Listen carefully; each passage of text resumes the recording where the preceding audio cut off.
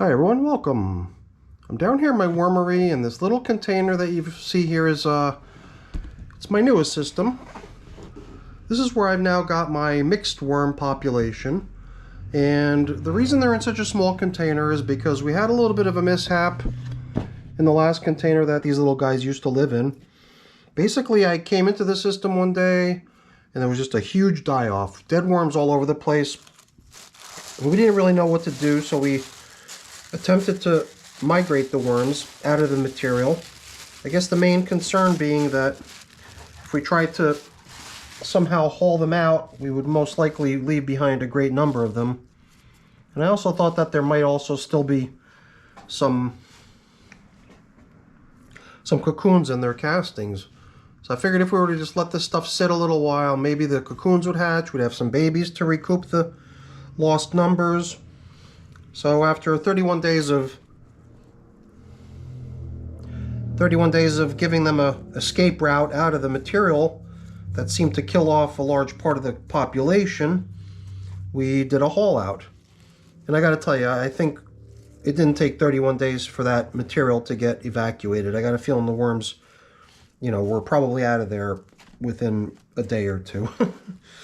And I really don't think that the nursery stage that followed, those 31 days of the system just sitting there with that prolonged migration running, I don't think we really ended up with any babies. I was definitely looking around for little baby worms, thinking that if any had hatched and crawled out of those castings over into the collection area, then we would maybe be able to spot a few. I couldn't see any last time.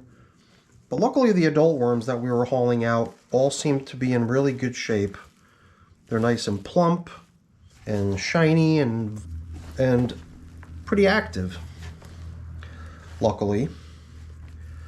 And we don't know really how many we have, but I did attempt to show the little guys during their migration out of their old system when we did the haul out. And we got a variety of different guesses. I figured I would come down here with some of the information that I collected. The estimate of how many worms live in here is really just an average. It's an average of what everyone contributed as far as their estimates go. So I wrote down everyone's estimate, and the average of all those numbers is 36. And regrettably, I don't know if I mentioned it yet. I didn't want to keep everyone just kind of waiting here for 3+ weeks before checking in on this system.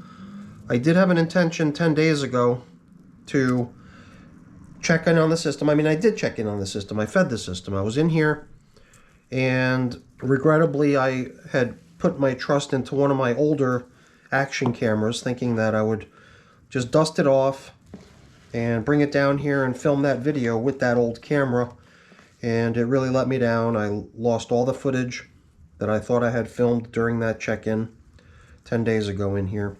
And we really didn't do a whole lot other than, sprinkling a little bit of worm chow for them. And when we first launched the system, we threw in a sunflower. And these are the stems of the sunflower, but the actual flower portion of it might have been eaten in those 3+ weeks that they've been in here. I can feel little chunks of corn. These little cylindrical pieces that I'm bumping into every now and then are corn. And they are far enough along that I was able to break them pretty easily. I'm seeing some of the materials with which I built the bin originally. Some of these cardboard tubes. Some of the leaves that were in here. I'm really glad to see how nicely the moisture in here is holding out. And every time I do bump into a worm, even though there's not many of them, and ooh, okay, that's a good sign. This is a mixed population of worms.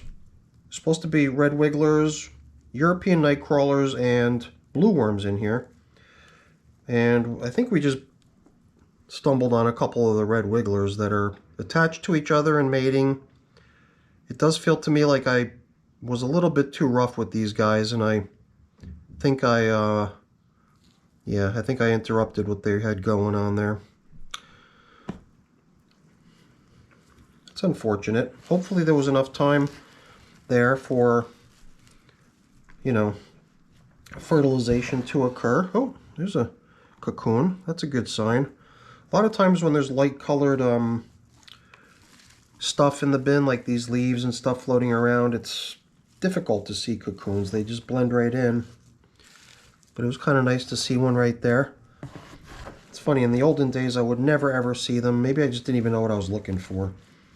But once you kind of know what you're looking for, your eye almost gets trained to spot them. So that was kind of nice to see, and it is regrettable that we interrupted the potential for the creation of even more cocoons. There's another nice big fat cocoon. Not sure if I'm just seeing the same one that I saw earlier. Seems unlikely, but you never know. But I just wanted to kind of come in here, explain what happened with my last check-in 10 days ago that never made it to the air, never made it onto the channel, and just get everyone caught up on with how many estimated worms live in here. Let everyone know what happened 10 days ago when I failed to produce a video on my check-in, and I guess I also just wanted everyone to see that these worms do seem to be doing okay, and there's nothing to worry about. Luckily, we were able to round up some of them and set up a fresh environment for them to live in. And you know what? I'm already putting stuff away, and I never even applied the worm chow.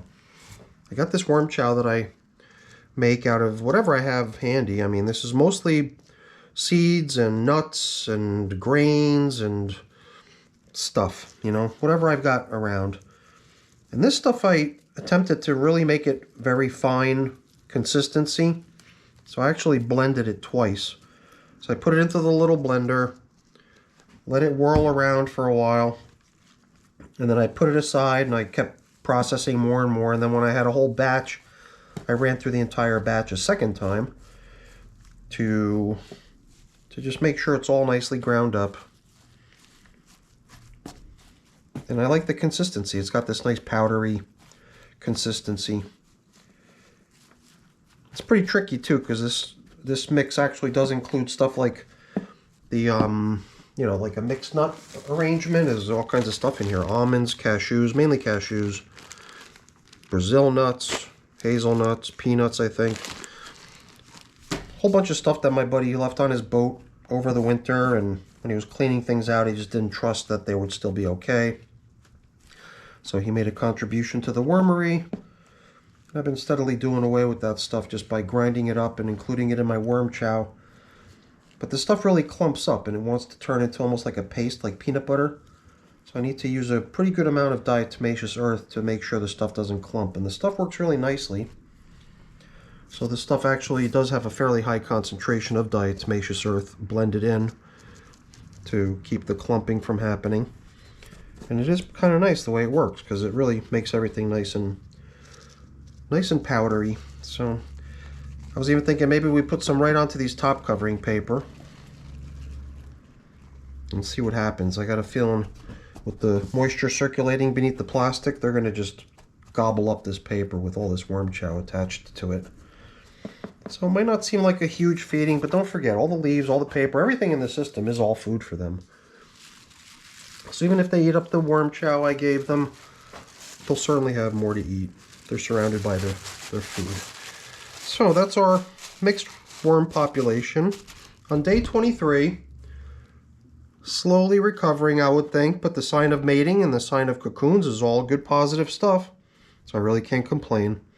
And you might have noticed the return of the flying insects. I did actually come in here with my BTI spray, and this has been treated with the BTI bacteria. So hopefully, as far as the flying insects are concerned, it's the beginning of the end for them. So that's it for the video, everyone. Hopefully you enjoyed the little check-in with our mixed worms here, just to bring everyone up to speed with what happened to them and why there's been nothing about them for weeks. And I'm glad to see that things are pretty much okay here. But that's the end of the video. So I'm going to take care of getting stuff cleaned up and put away, but I'm not going to waste your time with that because that's boring. Before I go there really quick, let me just say thank you. Thank you so much for watching. Hopefully you enjoyed the video. If you did, as always, please don't forget to leave me a quick thumbs up before you go. And if you haven't done so already, please also consider subscribing to the channel. All right, everyone. Have a great day. Thanks for watching. Bye-bye.